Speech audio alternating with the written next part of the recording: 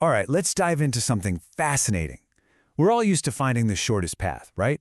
I mean, our GPS does it every day. But what happens when the very rules of distance get weird? What if a shortcut could do way more than just save you a little time? Seriously, just think about that for a second.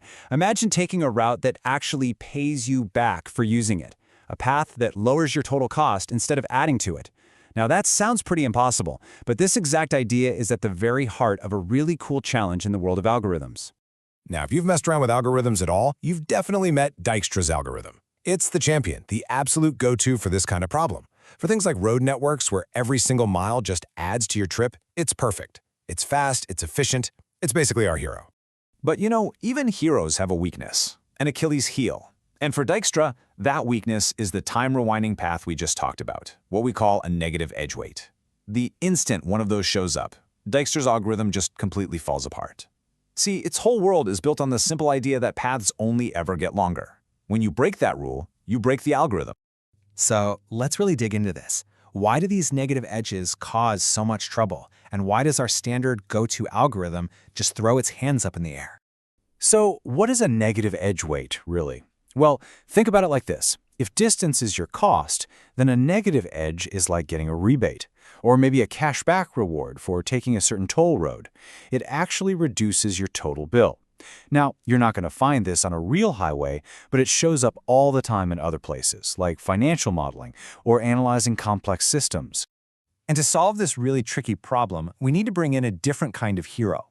Enter the Bellman-Ford algorithm. Now, it's not going to win any speed races against Dijkstra's, but it's way more robust. It's built for exactly this kind of weird, complex situation. So what does Bellman-Ford actually do? Two incredibly important things. First, and most obviously, it finds the correct, shortest path even when you've got those strange negative weights in the mix. And second, it can spot something even weirder, a path that just keeps getting shorter and shorter, forever. Yeah, we'll definitely get to that in a minute. So how in the world does Bellman-Ford pull this off? Well, its magic really boils down to one core concept, which I like to call the V-1 repetition rule. The logic behind it is almost like a brute force kind of elegant. See, Dijkstra's is clever. It always picks the best next step. Bellman-Ford, it's not so picky. It just tries everything. It systematically goes through every single connection in the entire system again and again, just to make absolutely sure no shortcut, no matter how weird, gets missed. Okay, so let's walk through the process. First, you just assume every place you might want to go is infinitely far away. Simple enough. Then comes the real work. You loop through every single path and check if it offers a shortcut. That's the relax step, and you do this whole loop a very specific number of times. Finally, you do one last pass to see if anything impossible happened. And that brings us to the big question, right? Why that number? If V is just the number of points or nodes on our map, why do we loop V-1 times?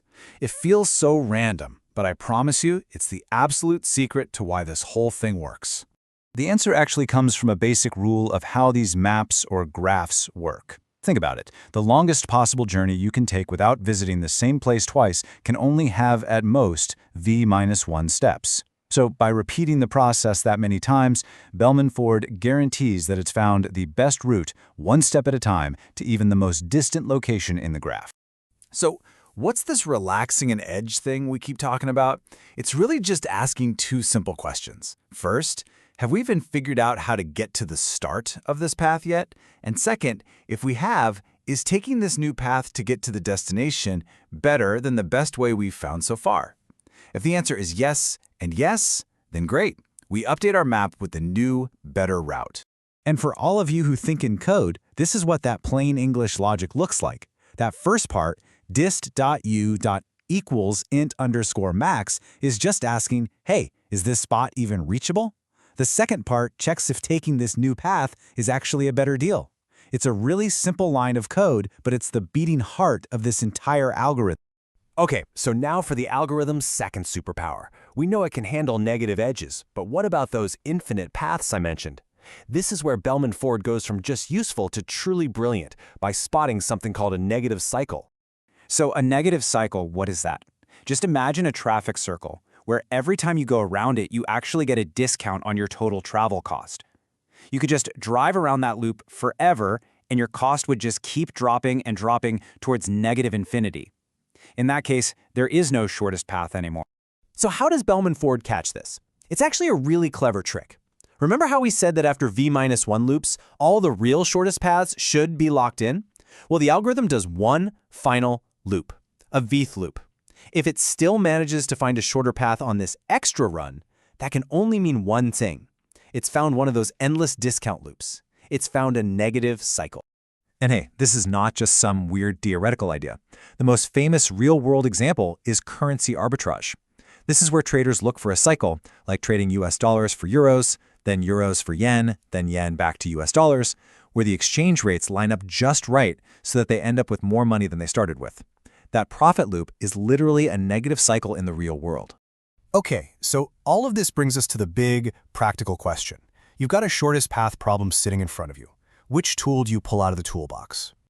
It really is a classic showdown. In one corner, you have Bellman-Ford. It's a bit slower, a bit more methodical, but it's incredibly powerful.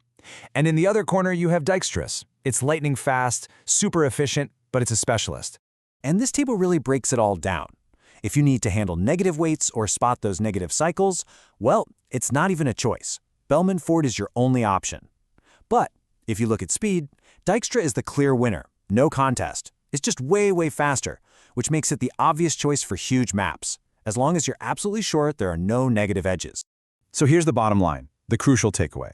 It's not about which algorithm is better. It's about which one is right for your specific problem. If there is even a tiny chance that your system has a negative edge in it, Dijkstra is off the table. You have to use Bellman-Ford if you want to guarantee you get the right answer. And that leaves us with a really fun question to think about.